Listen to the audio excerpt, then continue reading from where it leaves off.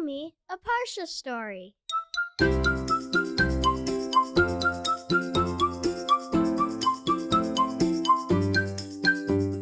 Welcome to Parsha House.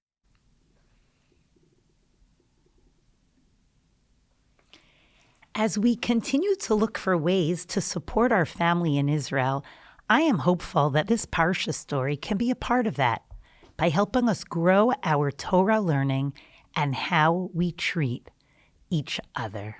Ever since Frank was a little boy, he had a dream to work in a candy chocolate factory when he would grow up. He spoke about it to his parents and his grandparents and his friends at school, and he wanted to make sure that it would be a company or a factory where he can be involved in the chocolate and the candy, because he really liked chocolate and really enjoyed eating candy. Everybody thought it was very cute and sweet, and that Frank would outgrow it, that maybe when he was 18 or 20 or 22, he would change his mind and decide on a different kind of work. But nah-uh. Frank stayed strong with his dream. And when Frank grew up, that's exactly what he did. He went to work in a chocolate candy company and factory. And his day was filled with making chocolate and different kinds of candy. One day, Frank was just having one of those days. You know, some days can be harder than others. Well, Frank's first job that Monday morning when he went to work was to roast the cocoa beans. Cocoa beans first need to be cleaned to make sure there's no bugs or mold inside of them. And then after the beans are cleaned, they're put in a huge roaster for about 35 minutes. And there, the shell of the cocoa bean separates from the bean kernel. It's called the fanning process. Frank was very good at that. So that was Frank's first assignment of the day. He went over to the machine. He loaded tons of beans inside of this huge roaster. And he set the timer, as he always did every Monday morning, for 35 minutes. But Frank was a little distracted, and instead of putting the temperature at 350 degrees, Frank pressed the number 4 instead of the number 3, and he was roasting the beans at 450 degrees without realizing it. As some of the other workers walked through the floor of the factory, they said, "We smell something. What's burning? Is that smell coming from outside or from inside? Is somebody having a barbecue for breakfast?" And then the supervisor walked through and said, "I believe the smell is coming from the roaster. Let me check it out." He walked straight to the roaster, pressed pause, opened the window, and he was quite shocked. All of the beans that were in the roaster were burned to a crisp. None of them would be able to be used. They wouldn't be able to turn into nibs that are then crushed to make the cocoa butter. How did Frank react when this happened? Frank said, "What's your problem? What's your problem? It's your problem," to everybody standing next to him, when really the truth was, "Frank, the problem might be you." Frank's blaming everybody else. He said, "I definitely put the right number in. This can't be my fault."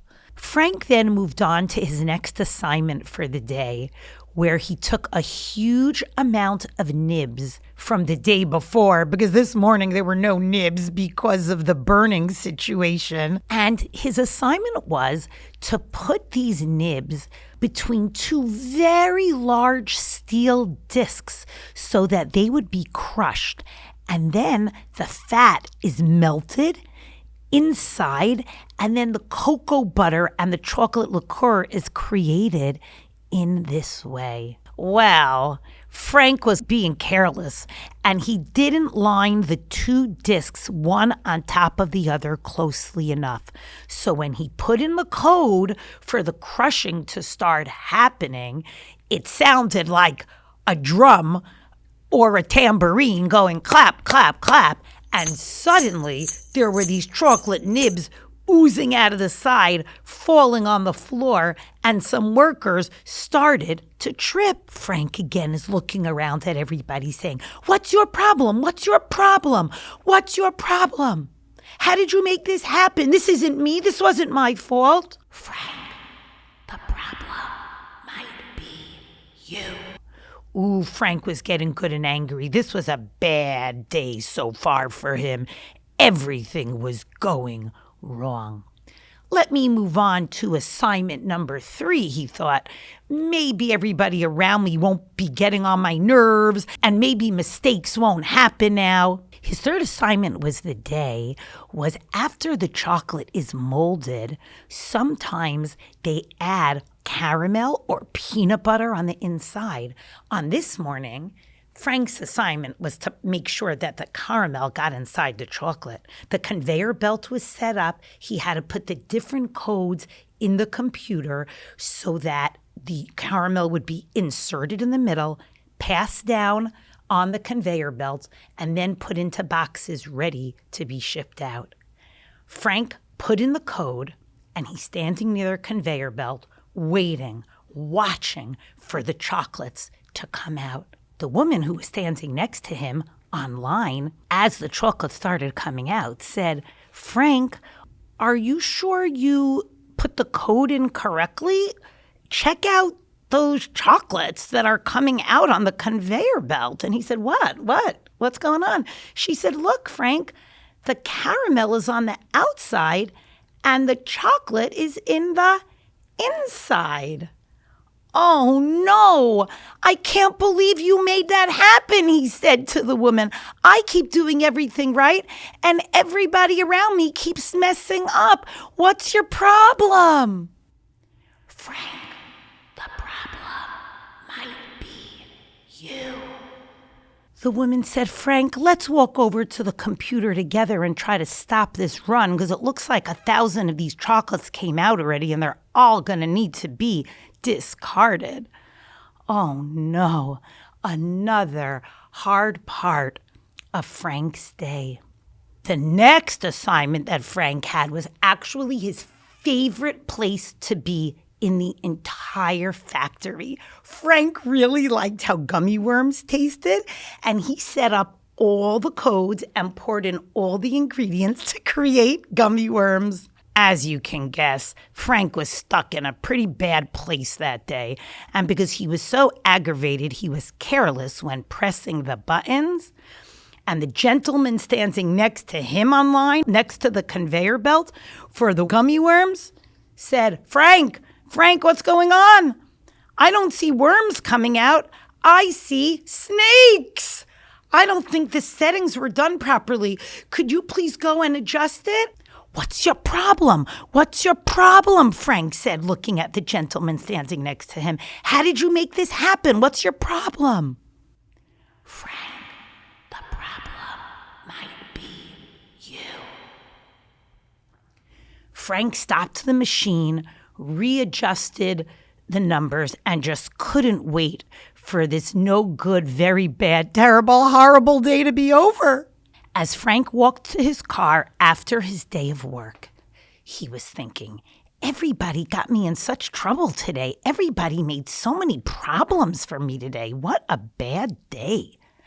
I think I'm going to stop at 7-Eleven and get a Slurpee to try to cheer me up before I head home for dinner. Frank stopped at 7-Eleven, picked his favorite flavor Slurpee. It's the blue with the red on top. After he pays, he gets into his car and heads back onto the Garden State Parkway to get home. However, Instead of getting on the Garden State Parkway northbound in the direction of all the traffic, he entered the highway in the wrong direction. He's driving southbound on a northbound parkway. He had been so frustrated and angry about his day that he got all confused. Suddenly, his phone rang.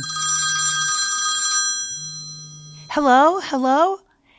Hi, Frank. It's Sarah calling. Sarah was Frank's wife.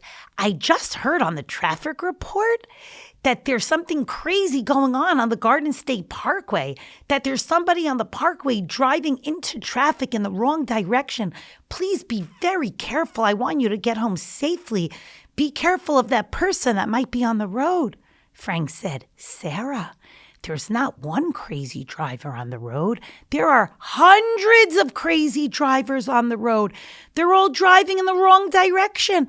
I'm the only one driving in the right direction. Oh my. Wow.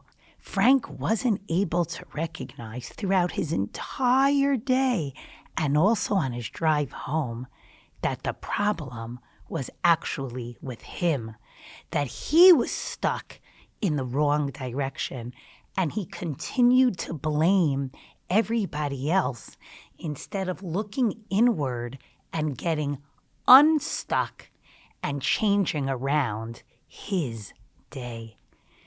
That is similar to something that happens in this week's Parsha, in Parashat Beshalach. Hashem brought 10 makot on Mitzrayim. The Bnei Israel left Mitzrayim. Paro said, go! Paro saw how powerful and strong Hashem was. Paro recognized that Hashem wanted the Jewish people to leave Mitzrayim. But Paro changes his mind. And Hashem had told the Jews to travel a little bit back. And Paro said, oh, they must be lost. They must be stuck. I'm going to go after them. We're going to get those Jews. And Paro starts chasing them with whatever was left of his army and his chariots. And then the Yam, the water, is in front of Bnei Israel, and Paro is behind them. And Hashem tells Moshe to put his mateh, his stick, over the water. We learn that Nachshon ben Aminadav proudly walked in first, and the waters opened up, and all of Bnei Israel went through. And Paro was chasing after them, and Hashem tells Moshe to put his stick out again because the water was going to come back together. One would think that Paro and the Egyptians would turn around at that point and start running backwards out of trouble. But they ran right into the water. What was going on? Why would they run in when the water was closing? Paro, like Frank, was stuck. He thought that his way was the right way, and he got himself further and further and further into trouble until the water covered Paro and all of the Egyptians that drowned in the Yam Suf. A lesson that we can learn from Paro and from Frank is not to get stuck. We all make mistakes. We all might get stuck in a certain behavior. But if we look inward, we can shift our direction. We can take ownership and move forward.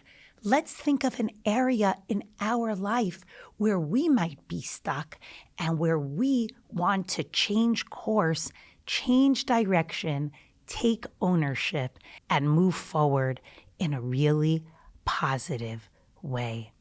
I hope that this message that we learn from this week's Parsha can be brought into our lives, and that our efforts to do so will serve as a zechut for our beloved chayalim and for our brothers and sisters in Israel.